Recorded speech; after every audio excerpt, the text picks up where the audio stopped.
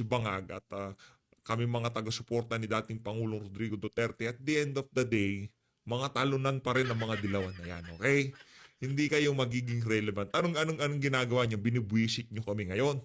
Kung ano-ano mga sinasabi nyo sa mga taga-suporta ni Tatay Digong. Kesyo mga iyaking, kesyo napatapon o nakidnap o pinadala sa dahig ang ating presidente, ang ating sinusuportahan. Kung ano-anong pambubwisit. Sa tingin nyo ho ba yung mga taga Davao, yung mga taga Southern Visayas, susuportahan ho kayo? Kayo mga dilawan, sige nga, hindi ho ganyan. Para doon sa mga nang-aasar, sa mga Duterte supporter dahil diyan sa pagkidnap na yan kay dating Pangulong Rodrigo Duterte. Kayo mga dilawan, tandaan nyo, kailanman hindi kayo mamahalin ng sambayan ng Pilipino. Pagka nakita nyo mga DDS, binabanatan nyo. Pagka nakikita nyo itong mga loyalista, binabanatan nyo din.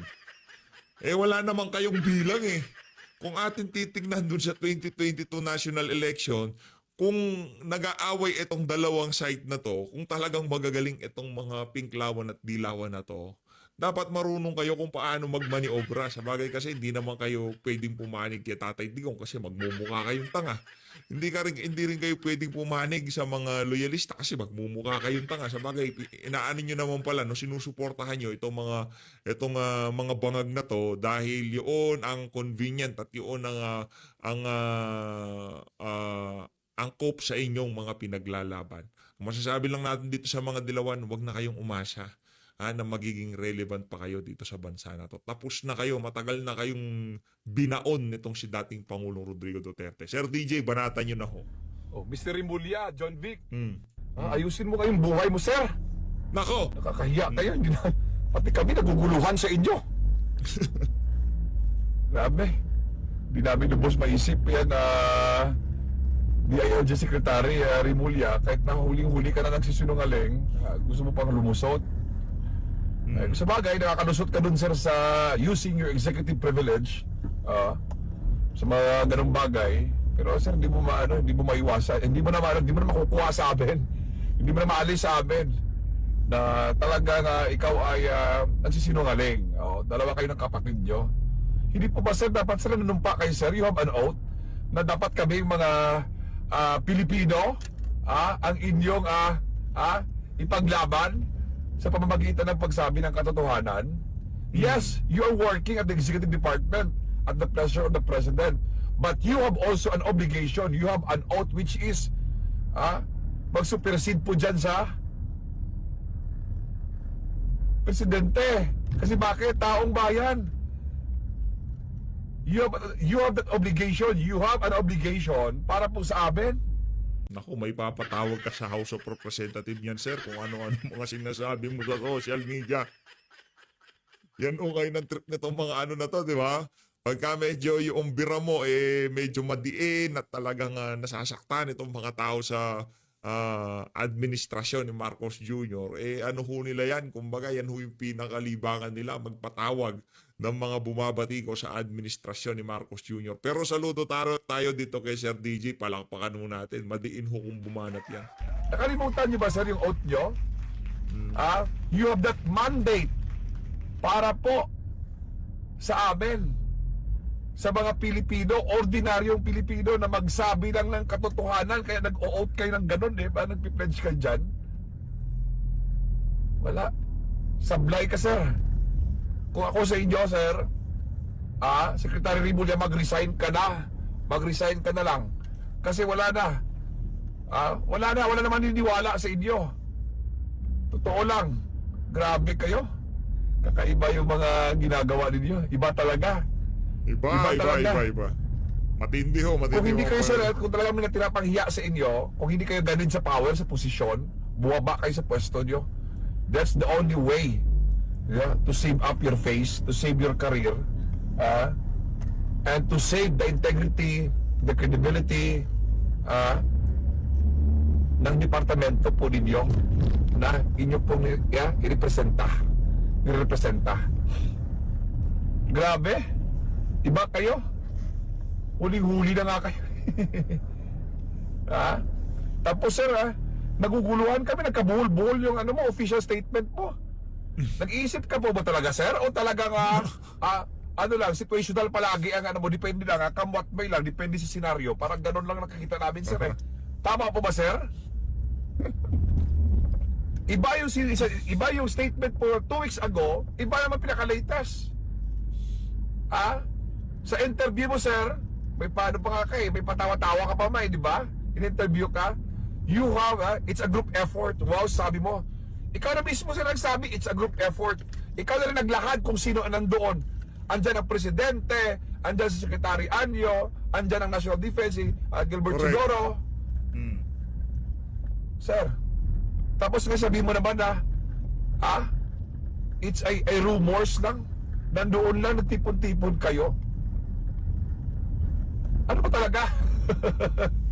Sir, Yun na nga ho ang ano dito, yun na nga ho problema. No? Paiba-iba ho ang mga statement nito si John Vic Remulla. Yung senior. Noon pa man, sinabi ko sa sarili ko na Mali ho. Sa susunod do yun. huwag na po tayo, hindi na po kami bata, sir. Kahit wala po kami dyan sa Pilipinas, hindi kami pasaway ng mga OFWs. Hindi kami yampak-yampak ng mga Pilipino. Hindi kami palamunin ng gobyerno na umaasa lang sa porpis o ICE o ayuda ninyo or tupad ninyo na madala-dala nyo kami sa ganon. We deserve a fair and truthful, what is honest. Yun po yan dapat lang kasi nakakahiya, di po ba, sir? Obligasyon nyo po. May pananagutan kayo sa amin. Kami po nagpapasahod sa inyo. Grabe. Lulusot pa kayo eh. Kakaiba talaga kayo. Actually, gustong lumusot kaso hindi ho sila nakalusot. Siguro dahil sa mga kabangagan ho nila, akala nila nakalusot sila. Pero sa mata na sambayan ng Pilipino, doon sa nangyaring hearing na yon, hindi ho kayo nakalusot. Itong dito sa magkakapatid na Remulla na to. Sa tingin ko, yung magulang, kamag-anak nitong mga Remulla na to, sobrang proud na proud sila. Doon sa nakita nilang performance dito sa magkapatid na to, doon sa nangyaring hearing sa Senado. Dito sa bahagi ng video natin na to, eto na ho mga kababayan.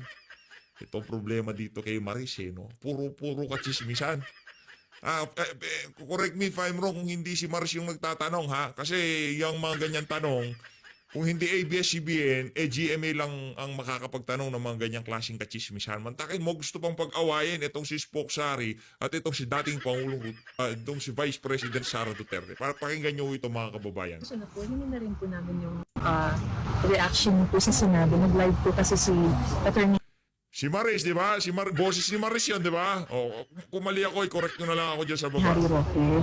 Masasabi po siya na, and I quote, talaga naman ako'y taga-sunod ni VP Sara. Susunod ako sa sasabihin ni VP Sara. At yan po ay walang halong kaplastikan. Kita nyo nga, sumunod ako sa kanya sa unit team. Ano nangyari? Hindi ba kayo mag-react sa sinasabi po niya? Hindi ko alam. Pwede po ba kayong mag-react doon sa sinasabi po niya? Anak ng tokwa. Pambihira talaga to. Talagang intriga eh. Tanungin nyo si Spock, siya nagsabi niyan eh. Meron naman, nandyan din naman siya sa Netherlands. Meron naman kayong contact sa kanya. Madalas nga namin nakikita na pagka nagla-live itong si Spock, kayo kausap niya, tapos tatanungin nyo itong si BP doon sa mga sinabi ni Spock. Oo nga po, baka sumusunod din po siya sa inyo. Tapos meron din po siya sinabi kasi na minsan natatakot ako sa UVP eh. Kaya minsan may gusto kang gawin, sabihin ko di ako sang-ayon, di ako makapagsalita. Di ko sasabihin kung ano yan, pero may dalawang bagay na ngayon lang nangyari na sumunod ako sa kanya, pero alam ko na hindi dapat. Meron siyang ganun sa live. Or napapag-usapan niyo po ba ito na? Siguro lang yung correct. Sinasabi. Pero you don't wish to comment on it anymore. Kasi hindi ko alam kung ano yung konteksto ng hindi ko alam kung anong konteksto ng sinasabi niya na may dalawa. Ang gusto kasi nitong mga reporter na to, pagka meron silang tinanong, automatic kagad sagot na, rekta na, ganito na sabihin mo, banatan mo na yung away na kayo. Ganun ang trip nitong mga ano na to. Kaya naman, ang sinasabi ko sa inyo, punta ho kayo sa FB, YT channel, FB page nitong mga mainstream media na to. Ito. Ang gagawin nyo lang ho, i-block nyo na hong rekta itong mga mainstream media na to para hindi na ho kayo, hindi na malaso ng utak nyo sa mga kasinungalingang pinapakalat nila sa social media. Yun ang pinakamaganda nyo hong gawin, mga kababayan.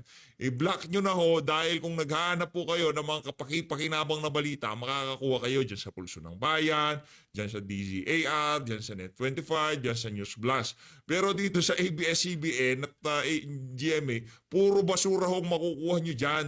Pagka yung isang network, nakita nyo ng kargado o mga ibinabalita, alam nyo na ho gagawin dyan. Automatic i-block nyo na ho para wala na kayong makikitang feeds na galing dyan sa mga walang yang mainstream media na yan. Ito, punta na ho tayo doon. Ituloy ho natin yung nangyaring hearing kahapon sa panoorin ho natin kung paano sinoplak nung pinatawag nitong si Amy Marcos diyan sa Senado. Itong si Boying Remulla. Puro Remulla ho. Kanina si John Vic, ngayon si Boying na naman ho ang masosoplak. Ito, panoorin ho natin, mga kababayan. Kaya't I'd like to recognize Attorney Alexis Medina po. You've written extensively on the distinction and application of surrender versus extradition. Ano ang nangyari kay Presidente Duterte? Surrender ba yan or extradition? Thank you for the invitation, Honorable Madam Chair. And good afternoon, everyone, the cabinet secretaries and distinguished members of the executive branch. Okay.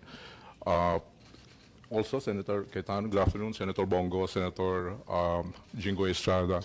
Going back to the question, there was the proposition that the immediate surrender of the person arrested to the jurisdiction of a foreign government, or foreign state, or international tribunal can be undertaken without judicial proceedings under 9851, Section 17. I respect the opinion of our hardworking and brilliant Secretary of Justice, but nevertheless, I respectfully disagree. Surrender without judicial proceedings might amount to a violation of the liberty of abode that is guaranteed by Section 6 of the Bill of Rights. The liberty of abode cannot be impaired without a lawful order of the court. That's the text of the Constitution. Now, this constitutional protection is a barrier for any government action that would simply compel an individual to change his residence. So to compel a person, to expel a person from his country of residence without a lawful court order by excluding the judicial process might amount to a violation of the liberty of abode. Now, surrender as an option under Section 17 is applicable only in very narrow situations.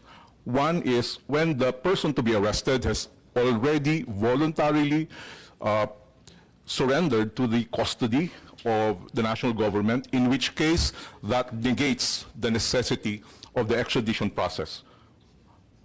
The other option is when the person to be arrested is actually an alien, in which case there's no need to go through the extrajudicial process. It's only a deportation process which does not involve a court proceedings. So in those two instances, surrender without court proceedings would be possible. Other than those proceedings, it would be very difficult to maintain that is sanctioned by the Constitution. So ang Thank you, Your Honor. sinasabi po ninyo, dalawa lang pagkakataon na pwede mag-surrender. Kung yung mismong akusado at arestado ang nagsusumite sa pamahalaan, yun, pwede yun. Yes po. Kusa niya yun. Yes. Ikalawa, kapag banyaga, Yes po. hindi naman Pilipino, Yes po. deport, executive action yun. Yes po. Mabilis, walang kailangan na korte-korte. Yes po. So yun lang, wala na pong ibang exception, wala na pong ibang sitwasyon kung saan pwedeng surrender. Kasi pinagpipilitan na sinurrender, sinuko ang Pangulong Duterte ng pamahalaan sa Interpol. Yun ang pagkaintindi ko sa sinasabi kanina. Sinasabi ninyo, hindi po pwede yun. Dalawang pagkakataon lang ang po pwede isuko ang isang Pilipino. Yung isa pa nga, hindi sa Pilipino. Attorney Medina po. Yes, thank you, Madam Chair. I stand by my statement. There may be possibilities that surrender can happen in other situations, but certainly surrender of a person necessarily requires the lawful order of the court. And this requirement is consistent with the policy of the Constitution that whenever there's a deprivation of liberty, court intervention, judicial proceedings, judicial process is a requirement because the right to liberty is placed in an exalted status in our constitutional system. Hindi po pwedeng, the Constitution does not contemplate exclusion of the court process in depriving a person of his right to liberty. Kung hindi pwedeng isuko ang isang Pilipino na hindi pumapayag, hindi naman voluntary, ang ibig mo sabihin, ang iba pang pagkakataon, extradition na. Yes, That's the only legal process to enforce surrender to the ICC. I-extradite na kapag Pilipino ka. Tama po ba? I agree, Madam Chair. Thank you. And extradition is a judicial proceedings. Involves judicial proceedings po. Okay. At maliwanag din dito, maski yung Interpol mismo, sinasaad na kinakailangan provisional arrest, extradition to be applied for in conformity with national laws. Sinasabi nga sa ating konstitusyon, sa ating Korte Suprema lamang at sa mga iba't iba pang korte. Kasama pa ba yung korte sa ICC? If I may comment, Your Honor, can I give the context for my statements? Yes, please. Yeah, okay. My apologies. I had to answer the question directly. I was invited on the basis of a post I made online, a legal opinion on the arrest of the former president. I'd like And also to, your qualifications as an international lawyer. No, actually, I'm a teacher of constitutional law. I taught at San Sebastian College, Recoletos, Manila, the Polytechnic University of Manila, and the New Era University. I also give lectures for bar review examiners. Okay. Well, when I posted a legal opinion on the arrest of the president, to my surprise, it gained public traction. And my objective in posting that is really for academic discourse, not for any legal or political advocacy. I'd like to make it clear to everyone in the room, I am not here as a partisan. Okay, I am not involved in any political activity. My views that I posted are from the detached perspective of an academic. Full disclosure po, I've never met you before. Yeah, opo. I've only read you, thank you. Yeah, thank you po.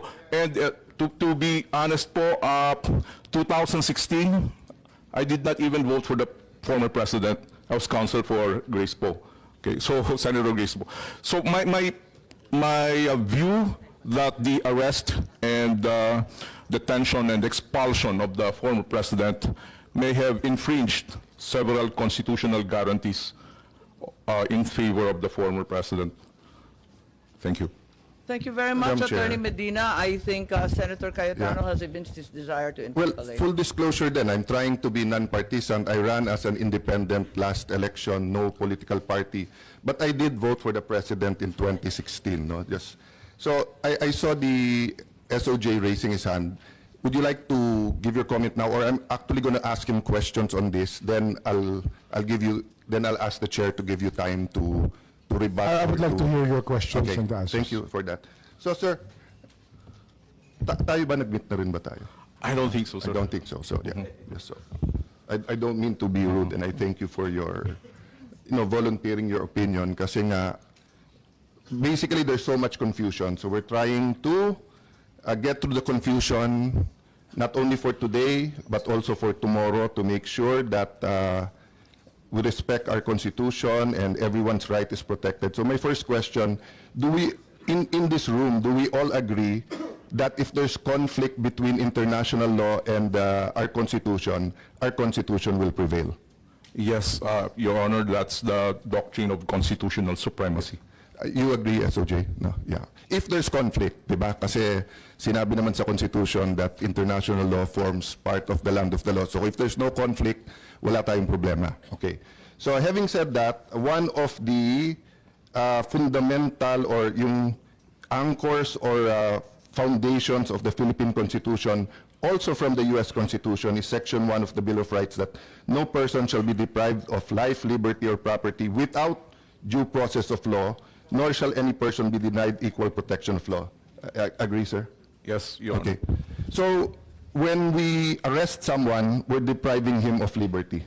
Yes, Your Honor. When we deport someone by virtue of a warrant arrest, let's say like in the case of Congressman Mark Jimenez extradition with the U.S., we're depriving him of liberty. Yes, Your Honor. Okay. So when we, I don't know, alleged lawful arrest, let me just use it that way while we're determining of former President Duterte and then putting him to a plane to Hague, we deprived him of liberty. Yes, Your Honor. Okay. So the next question, was he given due process? So ang sinasabi po ng government, there are two ways, extradition or surrender. Yes. Okay. And tama po ba, this law that we're invoking now was passed before we ratified yung ICC? Yes. Mhm. This law was prior to the ICC, no? Judicial Notice, Republic Act 9851, no? I mentioned that because in the interpellation of, I think it was Senator Gordon and Senator Loren, and then meron din Senator Miriam, it was made clear doon na kailangan magpasan pa ng ibang legislation for the pag mag-a-arrest. Ayan, no? Senator Legarda, so even if the executive ratifies it and we concur in its ratification, and we pass this proposed measure that we are contemplating now, is it not enough to implement the Rome Statute? Mali lang yung records, wrong statute nakalagay. Pero mukhang tama din na wrong talaga. Pero Rome Statute dapat to. Okay. Senator Gordon, yes, it is just like the VFA all over again. It is not enough, Mr. President, because there will be a mechanism upon which we would have to surrender certain nationals who have committed war crimes or violations against covered by the statute that we have not to be met, no? So meaning, if you take judicial notice of this, while we were passing this law later on, the intent of the legislature was to pass a mechanism for surrender. You can dispute that later on, sir, and look into it. I don't think we'll finish everything naman today, di ba? Some of this we really have to also consult everyone, no? But having said that, I think the point of the senators there was, klaro kasi extradition. So sa extradition, mako-comply mo yung due process sa Section 1 because you will, tama ba ako, you will be brought before a judge. Yes po. They will show you the extradition notice and the other papers like the warrant of arrest, and the person being arrested can answer before the judge. Tama Yes po ba? po. Okay. So let me go to Section 2. The right of the people to be secure in their persons, houses, papers, and effects against unreasonable searches and seizures of whatever nature and for whatever purpose shall be inviolable. No? So, i-google na lang natin inviolable, but tama ba? Basically, you cannot violate this. Opo. Okay. And no search warrant or warrant of arrest shall issue except upon probable cause to be determined personally by the judge and after examination under oath or affirmation of the complainant and the witness he may produce, and particularly describing the place to be searched and the person or things to be seized. Okay. Mas bata ka ba sa akin? 1970 ako pinanganak. Matanda na po ako. So, Yeah. halos magka-age tayo. Hindi po, mas matanda po ako. Mas matanda ka ng kwat. Sorry, mas mukha kang bata sa akin. But, no, the point is, because medyo middle kaming pinanganak nun, I think mas ka-age ko si Gilbert, no? So, ang alam ko lang, by the time kasi I got to law school, 87, 97 ako graduate, 10 years na tong constitution na to eh. This was all a reaction to martial law, where they had different kinds of warrant of arrest, including yung ASO and whatever, which were all legal during that time. I'm not judging that time. I'm just saying, both under martial law, the former constitution, jurisprudence, going from the Spanish to the Japanese period, to the American period, to our independence. So in the wisdom of the Filipino people, pinasa to na except, ang alam ko lang exception, there may be one or two, but alam ko exception yung sinabi mong deportation because when they come in, hindi na kailangan pumunta sa judge, immigration officials can deport or arrest them, di ba? Pero otherwise, hindi pwedeng CSOJ, DILG, hindi pwedeng si Secretary, no matter how brilliant Secretary Gubo is, when he's in the military can only arrest their personnel, no, under certain codes, di ba? But he cannot issue a warrant of arrest, di ba? So the safeguard of each and every Filipino sa due process is you're brought before a judge, and due process is one, yung nakalagay dito that you're informed about the nature of the words is in anong 12. Yan. Sa section 12, any person under investigation for the commission of offense shall have the right to be informed of his right to remain silent and have competent and independent counsel preferably of his choice. Yan po, General Torre, yung Miranda rights na binasa mo kay former President Duterte. Tama po, no? I didn't see the whole video I just heard SALG said that there's a whole video, but I only saw sa internet, pero nakita ko binasahan. Okay. Pero nakalagay dito, okay. If he cannot afford, he can be given a counsel, so may question ako later on dyan. Okay, but on section 14, ito.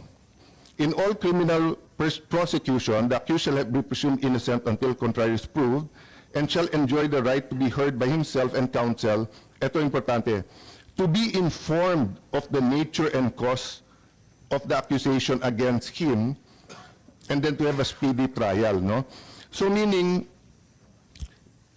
the more you have to explain yung cause at yung nature kung foreign, because you're not familiar with their laws compared sa laws natin. So for example, in the case of Mark Jimenez, he questioned the extradition request before a Philippine judge. I googled it, nakalagay pa nga doon.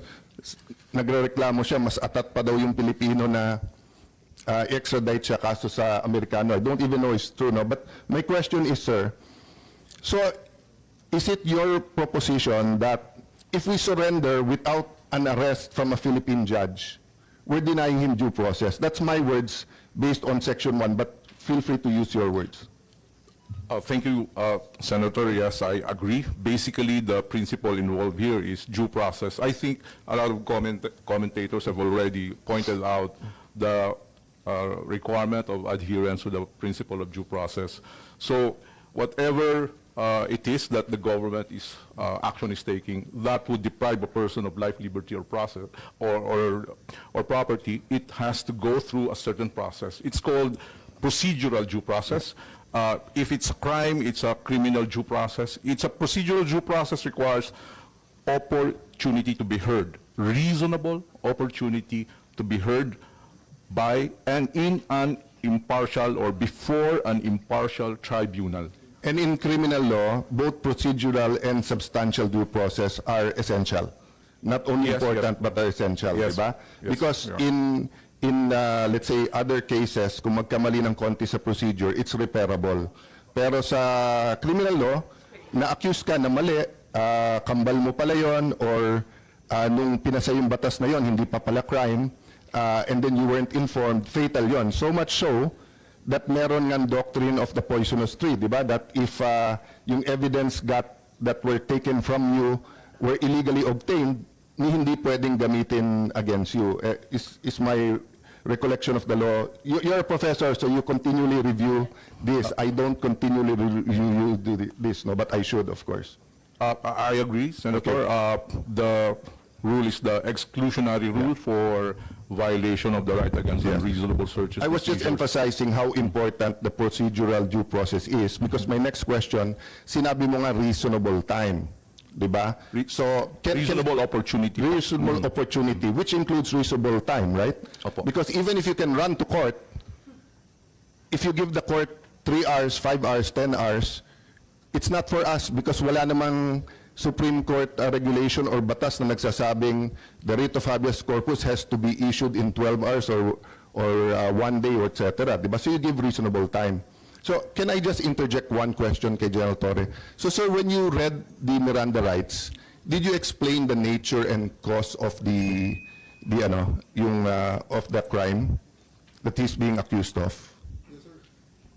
Yes, sir. Yes. It is on record and caught on video, sir. Yeah, sorry about I don't know lang kasi about the record, so I'm not doubting you. Yes, sir. Ang napanood ko lang kasi yung standard Miranda rights that Yes, sir. you have. So, how did you read to him yung nature and cause? It's sa warrant or you... Yes, sir. I read from the warrant, sir. It From was the warrant. extracted from the warrant by the DOJ. So, you read to him the warrant. Around Yes, sir. what time po yun? More or less. Mga around before lunchtime, sir. So nung hinuli mo pa lang, binasa mo nyo na sa kanya yung warrant? When Kasi we- yung nakita namin video, sir, sa airport, the wife of former ES Miguel Dia was asking nga, di ba? And Ma'am Handilet was also asking. At sinabi nyo, I don't know what you answered, but basically hindi nyo pa pinakita yung warrant nun, di ba? Nung yung mga video na yun, sir, gabi na yun, sir. Tapos na ang lahat na yun, sir. Paulit-ulit na lang, inuulit-ulit. No, na what I lang, was sir. saying is that ang nakita kong video, yung palabas pa lang sila, and you were informing him naman na meron warrant, di ba? Palabas sa tube, sir. Sa tube, oo. Nung palabas sa tube, sir, when the party of the former president is going out of the tube, doon, sir, sa mismong junction ng tube at sa yung moving junction, sir, ng tube, he was already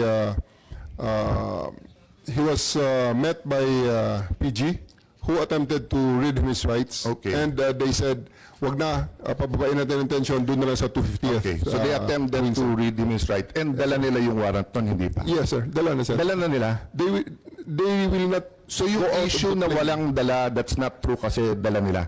Hindi sila lalabas sa plane, sir. Yun ang kondisyon nila. Hindi kami lalabas sa plane pag wala yung warrant. Warrant. And So it was nandun shown yung to- warrant. Okay. Yes, sir. So did you or any of the people who were serving the warrant explain to him the elements of the crime? Yes, sir. The whole warrant was already given to them. So just because it's simple naman, what are the elements of the crime against humanity na may murder? If you explain to him, then you can explain to me, di ba? So what's the elements? During the time, sir, it was not me who attempted the reading of the rights. It was the prosecutor general. Yes, sir. But sabi mo, you know the elements of the I read to him in toto what was written on the warrant, sir. I read the warrant. Wala doon yung elements of the crime. We did not say that I know the elements, sir. I just Yes. read to him exactly So- the charges in accordance with what is written in the Yes, sir. warrant. I'm not arguing on the opinion and the legal kasi ito factual pa lang. But my point is, when you arrest a Filipino citizen for theft, for inciting to sedition, etc., meron po tayong legal maxim that ignorance of the law is not an excuse thereof. So, we're, as Filipino citizens, dapat alam natin yung law, di ba? So, pag inarrest mo yung isang tao, ano yan, bagransya. Sandali lang, sir. Na-repeal na yung bagransya, hindi na ano yan. But I'm arresting you for what? For theft. You don't need to read the elements because alam na ng Pilipino yung nature and yung cause ng theft. But since this is a foreign court, and it's not even in the Rome Statute, yung elements. It was passed later on. So ang point ko, was the accused, in this case former president, aware of what he was being accused of? So I'll stop there, sir. Factual lang naman, and I take your answer that it was the warrant was there, it was read to him, and there are different... I won't go to them now. I'm just making the point that even if you serve the warrant, kung hindi niya alam at hindi alam ng lawyer niya, how do you expect him to run to court to get legal remedy? So, going back, Attorney Alexis, sir, so is the ability to seek legal remedy part of due process? Meaning, if you deny me, if you're accusing me of something, my warrant of arrest, and you don't allow me to go to Philippine courts, is that denying you due process? Absolutely, Your Honor. Without casting any aspersion on the character or competence of the officials involved. Yeah, I'm asking a general question. I think the question SOJ naman is posed, yes. listening and they will answer. So, going back to surrender. So if my foreign court ngayon, I look, I have it somewhere here, pasensya na kayo magulo. Senator Trillanes was saying in May 2024 na 3 batches of warrants to. First daw is si PRD, after that daw, Senator Bato, Senator Bongo, etc. And then sa third batch, military and police officials. So I agree with Senator Bongo na wala na tayong magagawa in the sense na nandyan na si PRD. But I disagree na hindi importante itong hearing kasi kung may second, third, fourth batch pa yung warrants, it's important. And take note tama po ba ako, during the time that the Marawi uprising or the Marawi siege, Secretary Anyo, we were still under ICC noon, no? Kasi that was, tama po, di ba, when we were in Russia. So you know, if a terrorist who survived goes to the ICC and shows them pictures of 19 women or children that were died and comes up with a witness and tells them, alam nyo, from President Duterte to Sec Anyo to the Chief of Staff to ganito, they planned this, they killed this ganito. It may be not true, it may be totally false. So if the ICC issues a warrant here, I want to make sure that every officer of the AFP has his day in court before they're sent to Hague. So valid itong hearing na to. As I said, may emotions lang and you know, let's excuse all of ourselves kung minsan may konting emotion, but we just want to clarify this. So yun yung context ng tanong ko, Tony Alexis, no? So kung halimbawa may warrant for whatever for Juan de la Cruz, kinuha siya based on that warrant, pero hindi siya binigyan ng enough time or enough opportunity before a Philippine judge, aren't we denying him due process? Because pagdating dun sa foreign court, as SOJ said correctly, and I agree with him, iba language, iba procedure, and everything. So isn't a Filipino citizen, doesn't he have the right under the Constitution to be judged first by Philippine law before he's brought out to a foreign country or to an international tribunal to face what their interpretation of the law is?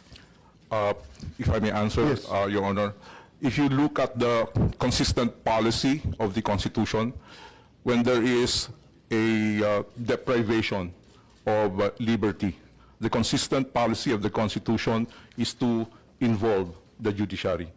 The exclusion, complete exclusion of the judiciary in the deprivation of liberty of any citizen is anathema to the principles of the Constitution. And you can see that in the different provisions of the Constitution. You can see that in the requirements for the warrant of arrest, due process, liberty of abode, criminal proceeding, criminal due process, even in the period when the privilege of the writ of habeas corpus is suspended, the Constitution mandates the government to file charges against the person. So, last two always. Yeah. Sorry to interrupt. Constitution- Yeah. yeah. Last two questions or three then opportunity for SOJ. No? So, yung pong, nagugulat ako kasi even those who claim to be human rights activists, pinopost nila to sa Facebook. Again, hindi ko nila lahat. I admire many human rights activists, but even some na very well known, no? If I'm not mistaken, even former Senator De Lima, more or less may ganitong tema. Bakit? Si Duterte ba may alam na due process nung pinatay silang mga to? Diba? Bakit siya ngayon humihingi ng due process? So, my next question is due process only for the innocent? Only for the saints? Or even, first of all, President Duterte is presumed innocent. But assuming 5 times na convicted drug lord, rapist, torturer, etc., nahuli ng PNP, under our Constitution, dapat ba may due process pa rin siya?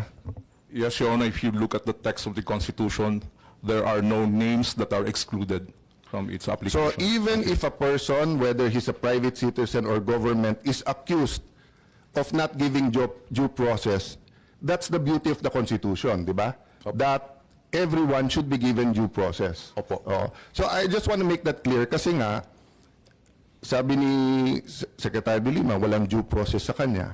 But if you go before that, nung iniimbestigahan pa lang niya si President Duterte when she was CHR and she was DOJ, wala naman siyang final na kaso. So sabi naman ni President Duterte, nung mayor pa lang siya, wala akong due process. Sinasabi na niya na guilty ako. So nung siya naman yung naging presidente, eto naman nakulong, ang sinasabi naman niyang walang due process si Duterte. So ang point ko lang, if we as Filipinos do not demand due process for everyone, DOJ and the government is not saying that they denied, but I'm just saying, no, mali yung argument sa Facebook na pag ikaw hindi mo binigyan ng due process yung kalaban, ikaw hindi ka na pwedeng kumuha ng due process. Iba po yun. Meron doctrine sa batas that those to come to court should come with clean hands. That's a different application. Anyone can come to court asking for due process, di ba? I wanted to clear that up lang, and I ask you that, Dr. Alexis, for two reasons. One, attorney, because you're a constitutional law professor. Number two, if I ask SOJ, baka ispin nung iba and they tell na meron o wala si Duterte. I'm not talking about Duterte, I'm talking about every single Filipino deserves due process. Okay. My next question is, will the Interpol, or I don't want you to make a judgment sa Interpol, no? If any foreign entity, no, comes to us and asks for an arrest, is it non-cooperation with them if we say, may provisional arrest, we have him in custody, but a Philippine judge has to decide whether or not we can turn him over to you? If I may, Your Honor, international conventions actually respect compliance with the domestic laws. Even the Rome Statute, in the cooperation, the requirement is application of the laws of the country, of the custodial state. So it's up to the custodial state how to comply. There is no issue that we should comply with all these international obligations. That's not the dispute. The dispute is how to comply. And the manner of compliance is governed primarily, of course, by the Constitution, the highest law of the land. And that's precisely why the diffusion notice stated provisional arrest or extradition, because, so this is the parallelism of what I want to make. If the ICC knows na pwedeng provisional arrest or pwedeng extradition, they give it sa Interpol, hindi naman magagalit ang Interpol kung nagbigay silang red notice at ang sagot mo sa Interpol, we have him under custody but we cannot release him to you unless a Philippine court so orders or unless we give him enough time to seek legal remedy. Because of course, if the person doesn't seek legal remedy, para na rin yung sinurrender. Because the whole argument is that we're just helping Interpol. So I just wanted to clear that up. And again, ang hirap ng Facebook o media interview kasi hindi nakakasagot yung kabilang side. Eto, we can, I'll stop there, Madam Chair. So the point I want to make, and this is my personal stand, and I hope in a less emotional and more academic setting also, Mr. Secretaries, we can determine that because part of life, liberty, and ano ba yung ginamit natin? Iba kasi yung sa US, di ba? Sila may pursuit of happiness. Tayo, life, liberty, and property is the peace of mind. Di ba? The peace of mind na dito at least sa bansa ko, siyempre hindi mo kontrolado kriminal. Diyan pumapasok, Sir Marbil, yung peace and order, assurance, etc. But at least alam ko, hindi ako pwedeng biglang arestuhin dito tapos i-try wherever, di ba? Pero kung in doubt yon, di ba? So for example,